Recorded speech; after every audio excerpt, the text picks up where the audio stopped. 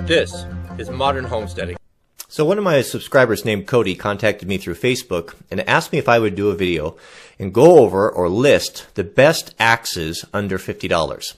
So let's jump right in. These are not going to include hatchets. Hatchets are an entirely different category. So what's the difference between a hatchet and an axe? I'm going to say somewhere between the 14, 16-inch handle or so is going to bump up and fall into the axe category. So this is only going to be axes. And I'm going to list these loosely from my least favorite, finishing up with my most favorite. So let's get it out of the way. Fiskars axes. Why are these my least favorite? Well, they can't be replaced. I don't like tools or the handles can't be replaced. I don't like tools with handles that can't be replaced, that are throwaway tools. When and if this handle breaks, it's junk. You have to throw it away and go get something else. A lot of people are going to disagree. A lot of people like these axes. They think it's a good value for what you get. I don't like them. I don't like the steel that they use. I don't like the wicked vibration that comes from the handle upon impact. So if you like these, good for you. I don't like them, but I had to address them. Gerber axes, same thing. They're made by Fiskars, as far as I understand. All right. So the bottom of the barrel for wood-handled axes are going to find, what you're going to find at the big box stores are going to be Dell, branded under several different names. What you're going to get is a handle that's probably not, the grain orientation is a mixed bag. Could be anything. You're going to get relatively poor quality of steel. They're not going to be sharp, but I mean, it can be used. It's just, what do you expect? It's $32. So, it's not going to be a great axe. And they come in several different patterns. You can see here the kind of a Michigan style there, $29, but same thing. Not bad. Will work, better than nothing. But you get what you pay for. They even make a double-bitted axe, you can see here. Just not a lot of thought into it. These axes are going to be terribly dull. You could even see from the picture there that the edge grind on that is just atrocious, really thick. I mean, this is almost looks like a splitting maul. Not great. Not great. Estwing. I have a fondness for Estwing. I like Estwing. I enjoy their hammers. They're a good American-made company. And for the value, I think they make a good axe. Their steel is a bit soft. I happen to have one. I have actually this axe right here. And I think it's a great truck axe. It's very durable, very usable, great size, 26 inches. So it's the traditional boys axe style. It's got a rubber handle on it that's nice. You do get a lot of vibration through Estwing products. Their hammers. When I used to frame houses, guys typically didn't like to use them who swung hammers all day long because the vibration that came through the handle, even with the rubber grip, gave them a sore elbow, kind of a tennis elbow effect. So keep in mind about that. They're kind of a universal axe, so they'll be really fat up here and really narrow. They're a good all around. They will chop, they will split. And for the price, they're hard to beat. You're in the $30, $40 price range for something that's just indestructible. So I do have a fondness, and these are lower on the list, and it's not because they don't have a value. It's just that there are other options that are better, in my opinion. Trooper. We're stepping up a little bit from the big box stores. Not very much, though. Same thing. Grain orientation is going to be questionable. You're going to not have a sharp edge. You just have an axe head that is just not going to be designed by users. It's just simply company putting out generic axe, and just not a lot of stuff going on there. They make several different models here. This one's $40. Here we have a Trooper, kind of a traditional American felling axe, Michigan style. I like the handles. They have a nice shape to them. I like that real traditional fawn's foot there, and that's nice. But I can see here, you can see from the pictures a little bit more attention to detail on the grind, but you're going to have to do some work on it. But there's nothing wrong with that, So I mean, this is not a bad tool and not a bad way to go. Several models here. Oh, that's it for the Trooper. Starting to step into what I consider to be a proper axe is the Council Tool Company. Probably one of the last, if not the last, hand tool manufacturer in the country. These tools are made in America, and they supply a lot of the tools that we have on our fire engines. And I've looked them over and worked on them quite a bit lately, and they're actually good tools. They're rough, not a lot of finished on them. You know, you can tell that you haven't had a craftsman's hands on them, you know, filing them and touching them up, but good tools. You can see here they have the Hudson's Bay pattern, which is one of my favorites, this shape with I like the smaller pole and the big cutting edge. It's slim, it's trim, it's athletic.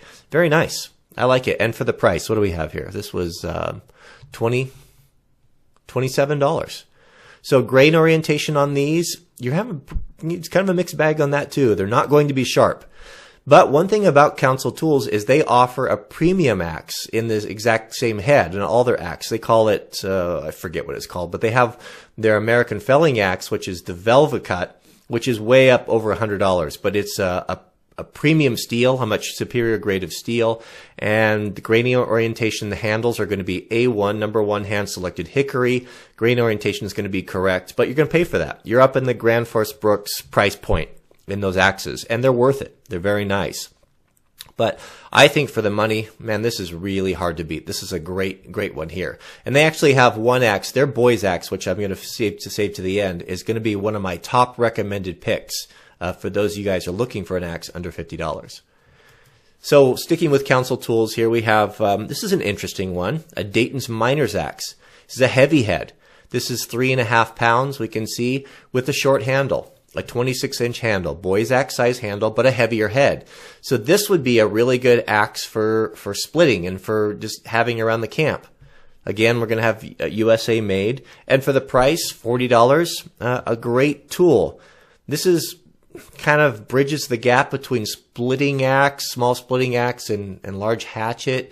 You know, and again, you have to be kind of careful with a tool that promises to do everything. That's why multi-tools are handy, but they're not great screwdrivers. They can't really replace a screwdriver, and they're not really great pliers, but they do a lot of things, and they do it moderately well. So, you know, this kind of falls into that category, in my humble opinion. They make a double-bitted axe. And you can see right there, rough grinds. This would need a lot of work and filing, but for the money, $37.99, you know, it's not a bad option, but don't expect a lot from that. You would probably be better off to find something that was old and restore it yourself. But you know, we're gradually getting better and better, and then the price is right. And then my favorite of the Council Tools on their axes under $50 is one of my favorites here is the Dayton. No, that's the Dayton axe. Yeah. No, this is not the boys axe. Boys axe is coming up. This is a good American, just all around American felling axe. 36-inch handle, $34.99. Of course, still all these made in America. Very nice. You know, you can't go wrong with that. How can you beat that? Here's the little gem. The 2.25 ounce, which is the perfect weight for a boys axe. 28-inch handle, a little bit longer, but that's all right. $27.99. You know, this is. Let's go over here. This is I'm going to recommend this website from you. This guy's name is Ross Gilmore. I've never met him or really corresponded with him at all, but he runs this woodtrekker website, and he's really into axes, and he does a lot of really great reviews. And he's got a review here on that small boys axe, the Council Tools, and you can see it here, kind of a comparison how it stacks up to the Scandinavian forest axe. It looks like they're that from Grand Force Brooks. Now this is the big brother to the American felling, or the small forest axe, which I prefer, you see me carrying. These are really nice. So it's a step up. So you can see kind of a comparison there. You can see the handle. You know, here we have grain orientation. I don't know if you're going to find this on all of the Council Tool lower priced axes, but it's perfect. It's actually better than the Grand Force Brooks you can see there. It's not a very good finish there, Grand Force, right? I mean, you should do better than that. That should be, their carpenter should not let an axe go out like that, with that.